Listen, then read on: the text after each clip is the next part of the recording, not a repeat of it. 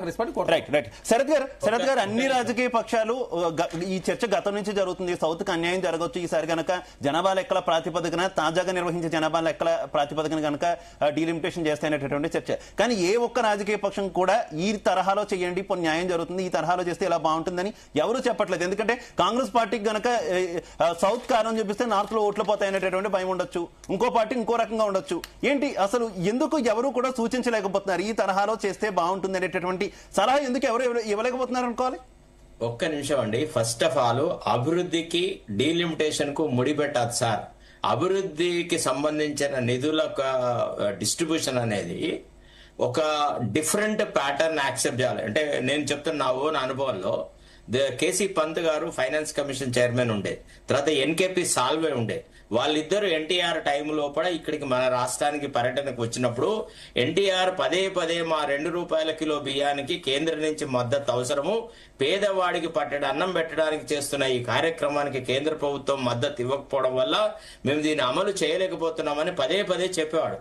ఒకసారి నేను ఎన్కేపీ సాల్వేను ఎప్పుడైతే జూబ్లీ హిల్స్ లో మీటింగ్ అయిందో I asked him this question, ఏమండి రాష్ట్రాలు ప్రజలకు దగ్గరగా ఉంటాయి, ప్రజల యొక్క కష్ట సుఖాలలో ప్రజలతో మమేకమై ఉంటాయి, మీరు కేంద్రంలో నిధులన్నీ మీ దగ్గర గుత్తాధిపత్యంలో పట్టుకొని మీరు రాష్ట్రాలు ఎదుర్కొంటున్న సమస్యలను, వాళ్ళ భౌగోళిక సమస్యలను, వాళ్ళకున్న ఇతర ఇబ్బందులను దృష్టిలో పెట్టుకోకుండా నిధుల విడుదల అనేది మీ ఇష్టం వచ్చినట్టు చేయడం వల్ల కొన్ని రాష్ట్రాలు చాలా అసంతృప్తి ఉన్నది. ముఖ్యంగా మా chief minister 2 rupees rice KG అనేది మా దగ్గర ఉన్న పావర్టీ, మా దగ్గర ఉన్నటువంటి సమస్యలను దృష్టిలో పెట్టుకొని వారి ఒక లాఫ్టీ ఆబ్జెక్టివ్ తో ఈ పథకం తీసుకొచ్చిన దానికి మీరు ఎందుకు మద్దతు ఇవ్వరు అని నేను అడిగినాను. అయితే ఎన్కేపీ సాల్వే గారు ఒక విషయం ఏం చెప్పినారంటే, ఇవాళ ఒక రాష్ట్రానికి ఇట్లాంటి పాపులిస్ట్ స్కీమ్ కనుక మేము డబ్బులు ఇస్తే మిగతా రాష్ట్రాలన్నీ కూడా మేము 2 రూపాయల కిలో బియ్యం ఇస్తానంటే లేదా ఇంకేదన్నా ప్రోగ్రాం పెడితే అట్లా సాధ్యం కాదు. Distribution of funds will be done in a different capacity all together. రాష్ట్రాలు తీసుకున్నటువంటి పాపులిస్ట్ నిర్ణయాలని కేంద్రము అన్ని సందర్భాలలో అన్ని రాష్ట్రాలకు సమంగా ఇవ్వలేదు. గతంలో ఎంజీఆర్ కూడా పోయి ఢిల్లీలో నిరాహార దీక్ష చేసినాడు, ఇది తనకు మధ్యాహ్న భోజన పథకానికి డబ్బులు ఇవ్వలేదు అన్నప్పుడు. నేను అనేది ఏమంటే ఇక్కడ actually what we need to do in India is అసలు రాష్ట్రాల పునర్విభజన జరగాలి. ఒక రాష్ట్రం మొత్తం ఒక దేశం అంతా ఉంటది, ఇంకో రాష్ట్రం గిత్తత ఉంటది, ఇదంతా అసంబద్ధంగా ఉంది అసలు. యాక్చువల్లీ ఒక రకంగా there is a debate also, ఏమని భాషా ప్రయుక్త రాష్ట్రాలు ఏర్పడిన తర్వాత ఇంకా ఎక్కువ సమస్యలు వచ్చినాయి అనేది కూడా ఉంది. ఇప్పుడు కొన్ని పెద్ద రాష్ట్రాలను చిన్నగా చేయాలి సార్. ఇప్పుడు ఉత్తరప్రదేశ్ యొక్క డిమాండ్ కమాండ్ వాళ్ళే ముఖ్యమంత్రిని ఎన్నుకోవడము, గుజరాత్ లో ఉన్న వ్యక్తి కూడా పోయి ఉత్తరప్రదేశ్ లో వారణాసిలో కంటెస్ట్ చేయాల్సిన పరిస్థితి ఏర్పడింది అంటే దానికి కారణం ఏంది?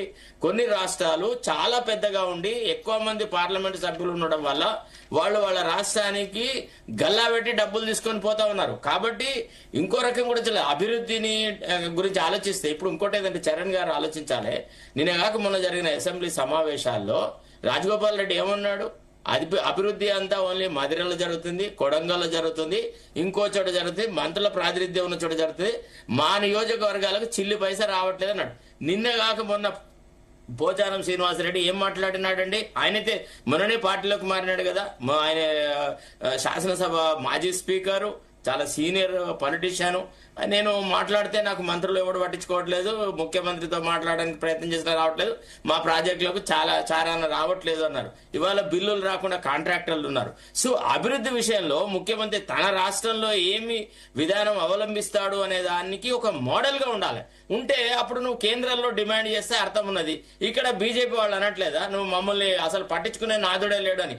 ఎన్నడన్నా మీరు ఎక్కడన్నా ఈ గత 2.5 సంవత్సరాల్లో ఒక ప్రతిపక్ష ఎంపీ పోయి ముఖ్యమంత్రిని కలిసిన సందర్భం కానీ, ఒక ప్రతిపక్ష నాయకుడు పోయి ముఖ్యమంత్రి కలిసిన సందర్భం కానీ, లేదా ప్రతిపక్ష నాయకుడిని పిలుచుకొని ఇగో రాష్ట్రంలో ఈ రిజర్వేషన్ అనేది ఒక పెద్ద జటిలమైన సమస్య, దీంట్లో మీ అభిప్రాయం ఏంది అని అడిగిన సందర్భం ఉందా?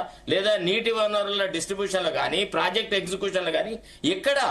ఇప్పుడు మనం ఏకపక్షంగా ఉంటూ వేరే వాళ్ళు సమభాగంలో ఉండాలి, పద్ధతి ప్రకారంగా ఉండాలనే డిమాండ్ కరెక్ట్ కాదు. తర్వాత రెండోది, డెవలప్మెంట్ అనేది ఫండ్స్ డిస్ట్రిబ్యూషన్ మీద ఆధారపడ్డది. అది కేంద్ర ఫైనాన్స్ మినిస్టర్ దగ్గర పోయి కూర్చోవాలా, వ్యవహారాలు చేయాలా, ఎట్లా డిస్ట్రిబ్యూషన్ అడగాల, దానికి ఒక డిమాండ్ ఉంటుంది. అంటే నీవు డిమాండ్ చేసేటప్పుడు నీతి నిజాయితీ అనేది ఒకటి ఆధారపడుతుందండి. ముఖ్యమంత్రి యొక్క నడవడిక స్టేట్స్మెన్షిప్ కనుక ఒకళ్ళు ముఖ్యమంత్రికి ఉంటే ఆయన మాటకు వాల్యూ ఉంటుంది సెంటర్ లో. ఎప్పుడైతే ముఖ్యమంత్రి ఫ్యాక్షనిస్ట్ అవుతాడో వాళ్ళ వాల్యూ కూడా సెంటర్ లో దిగిపోతుంది. ఇప్పుడు గతంలో ఉన్న ముఖ్యమంత్రులు మనం చూస్తే డాక్టర్ చెన్నారెడ్డి గారో లేకపోతే ఇంకెవరన్నా కనుక చూస్తే ఎన్టీ రామారావు గారు చూస్తే కేంద్రంలో ఎంత గౌరవం ఉండేది, ప్రధానులు లేచి నిలబడేవాళ్ళు వాళ్ళు పోతే. ఇవాళ అట్లా లేదు ఎందుకు అంటే మనం కూడా సంకుచిత స్వభావంతోనే ప్రవర్తిస్తున్నాం కాబట్టి ఈ వ్యవహారాలు జరుగుతున్నాయి. డెవలప్మెంట్ కును దీనికి ముడిపెట్టద్దు. నా దృష్టిలో it is time, high time కొన్ని రాష్ట్రాలను చిన్నగా విడగొట్టాల్సిందే. ఖచ్చితంగా పరిపాలనా సౌలభ్యం కోసమైనా కానీ రాష్ట్రాల పునర్వ్యవస్థీకరణ జరగాల్సిందే. దాదాపుగా ఒక రాష్ట్రానికి గింత పాపులేషన్ ఉండాలా అనే ఒక నిర్ధారిత సంఖ్య కూడా ఉండాలా, గిన్ని జిల్లాలు ఉండాలా, గీ ప్రాంతాలు ఉండాలని జరిగితే అప్పుడు అభివృద్ధి సమతుల్యం అనేది సాధించే అవకాశం ఉంటుందండి. మేడం ఇప్పుడు ఆచార్య గారు